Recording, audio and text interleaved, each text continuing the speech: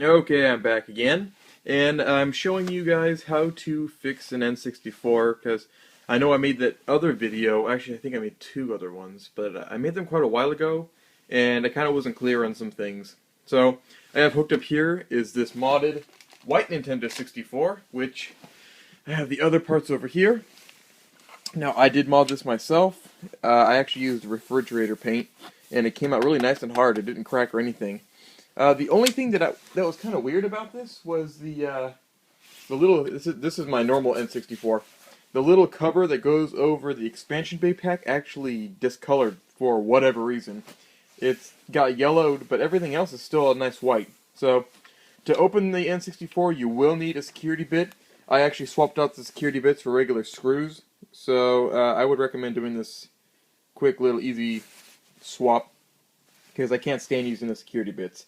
Especially since once they strip out, that's it, you're screwed. You can't do anything more.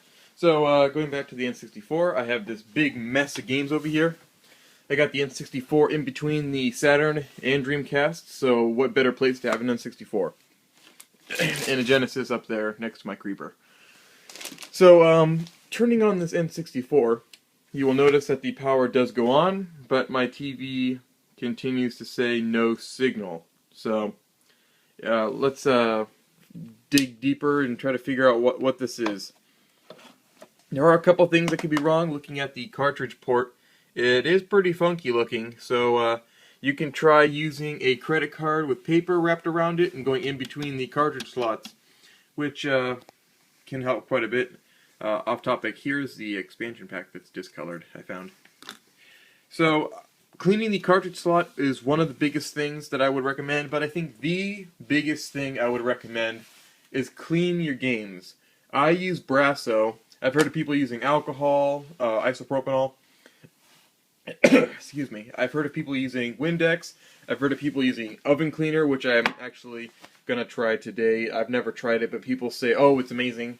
I've seen people use erasers. I personally, myself, I use Brasso. I have had nothing but success using that. It works every time, and if you're wondering where you can pick it up, I know drugstores used to sell it, like Long's Drugs or CVS now, if you live in California like I do.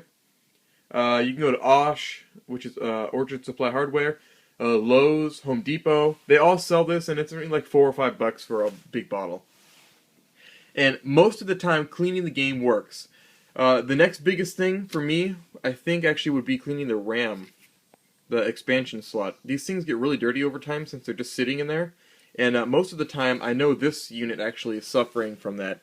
By just cleaning these RAM units, I don't know how dirty this one is since it's a dry. Oh, see, look, just rubbing it dry and you got some dirt off of it. Rubbing it, here, let me try to focus this.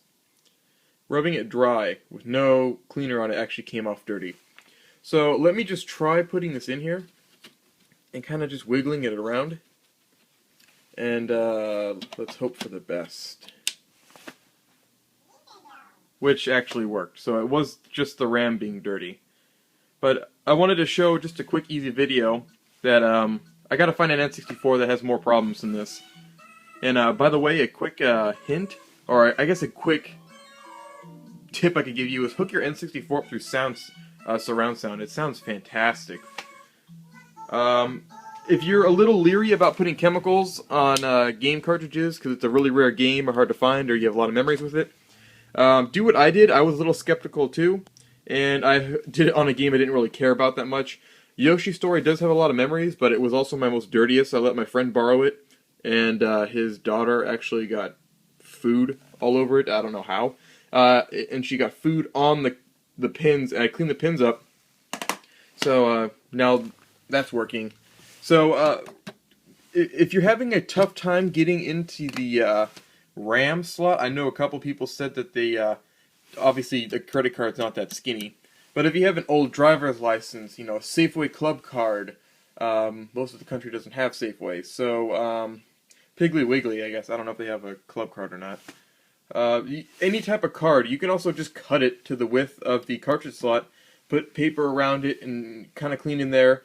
Q-tips, they're your best friend. You can use thousands of those things. And the cartridge slot also. Do the same thing with the credit card. Let me see if I have a piece of paper right here I can shove in there quickly. Here we go. All my videos are live, no editing. I have this piece of paper right here. If you shove this in here, let's see what kind of dirt comes out, because I know most of the time, even after you clean it, they still continue to come out dirty. There's no actual card in there. It didn't come out that bad. Let's focus on this. A little dirty. So not that bad, not that bad.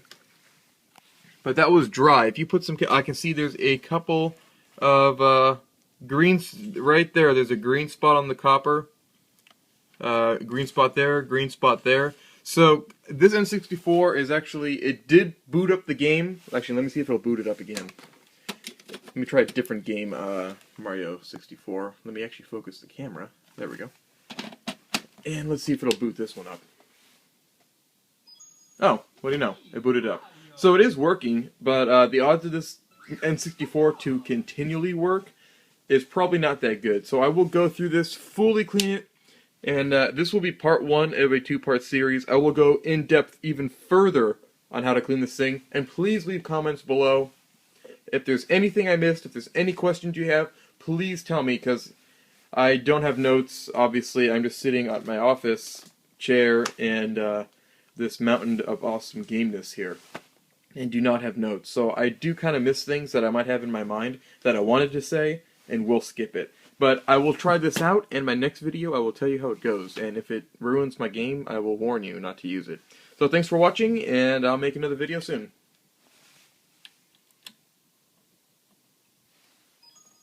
And I'll probably go to the flea market and pick up more broken ones that are harder to fix. So thanks for watching.